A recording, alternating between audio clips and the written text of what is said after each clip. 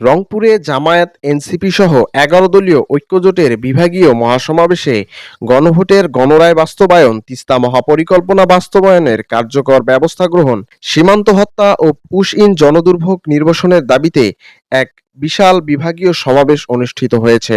১১ জুলাই রংপুর জেলা স্কুল মাঠে রংপুর বিভাগীয় ১১ দলীয় ঐক্যের ব্যানারে এই সমাবেশের আয়োজন করা হয়।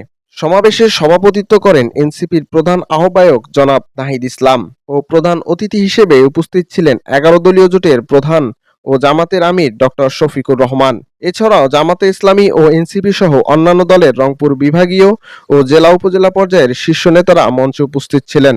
সমাবেশে উত্তরবঙ্গের মানুষের দীর্ঘদিনের দাবি তিস্তা মহাপরিকল্পনা নিজস্ব অর্থায়নে বা বন্ধু ভাবাপন্ন কোনো দেশের সহযোগিতায় দ্রুত বাস্তবায়নের জোরালো দাবি তোলা হয়। আমার রংপুরের তিস্তার মানুষেরা বাড়ি হারা হবে, ফসল হারা হবে, নিঃস্ব হবে, সেটা আর দেখতে চাই না। অবিলম্বে তিস্তা মহাপরিকল্পনা বাস্তবায়ন করতে হবে। ভাইয়েরা আমার, আমরা সরকারকে একটা কথা বলতে চাই, ভোটের কিন্তু 2 দিনও পার হয় নাই, জনগণ গণভোটকে ভুলে যায় নাই। জনগণ রাষ্ট্রটাকে পরিবর্তন করার জন্য, জবাবদিহিতা নিশ্চিত করার জন্য গণভোটে হ্যাঁর পক্ষে অবস্থান নিয়েছিল। অতএব জনগণকে ফাঁকি দিয়ে গণভোটকে থেকে পিছিয়ে আসা যাবে না। আজকে যারা রংপুর নিয়ে ষড়যন্ত্র করছেন, মাথায় রাখবেন 24 যে দেশের জনগণের চোখ খুলে দিয়েছে, যেই 24 শত শত তরুণকে মৃত্যুর ভয় থেকে উঠে এনে আজাদির স্বপ্ন দিয়েছে, যেই 24 প্রাণে প্রাণে নতুন স্লোগান শিখিয়ে দিয়েছে, ইনকিলাব ইনকিলাব ইনকিলাব ইনকিলাব ইনকিলাব ইনকিলাব। সেই জাতির মুক্তির লড়াই এক চৈতালি দিয়ে, কয়েকজন সনাতনী দিয়ে পলাশবাড়িতে মন্দির করে আপনারা তাদের স্বাধীনতার আকাঙ্ক্ষাকে নিভিয়ে দিতে পারবেন না। যদি চেষ্টা করেন, আবার মুগ্ধরা ফিরে আসবে, আবার আবু সাঈদরা ফিরে আসবে, আবার নাহিয়ানরা ফিরে আসবে।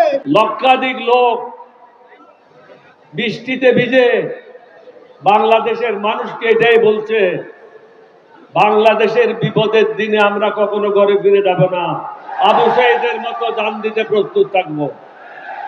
আপনারা মনে করছেন বাংলাদেশ সেনাবাহিনী বোধহয় 2 লাখ বা 2.5 লাখ, আমাদের সেনাবাহিনীর সংখ্যা 1 কোটির উপরে। এই যুবকেরা যারা এখানে মাঠে আছে, তারা সবাই বন্দুক হাতে নিয়ে যুদ্ধ করবে। সুতরাং এদিকে ক্যালকাটা হারাবেন, ওইদিকে হিমাচল হারাবেন, আর অন্যদিকে কাশ্মীর হারাবেন। সুতরাং এদিকে পা বাড়াইয়েন না। আপনাদের জন্য ভালো হবে বাংলাদেশের সাথে সুসম্পর্ক করেন।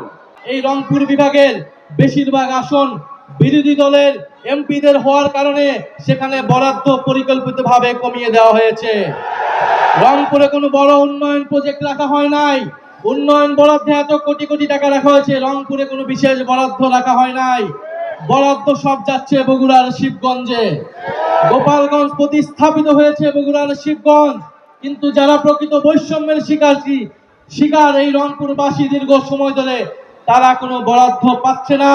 সরকারি দলের এমপিরা যেই বরাদ্দ পায়, বিরোধী দলের এমপিরা তার 3 ভাগের 1 ভাগও পাচ্ছে না।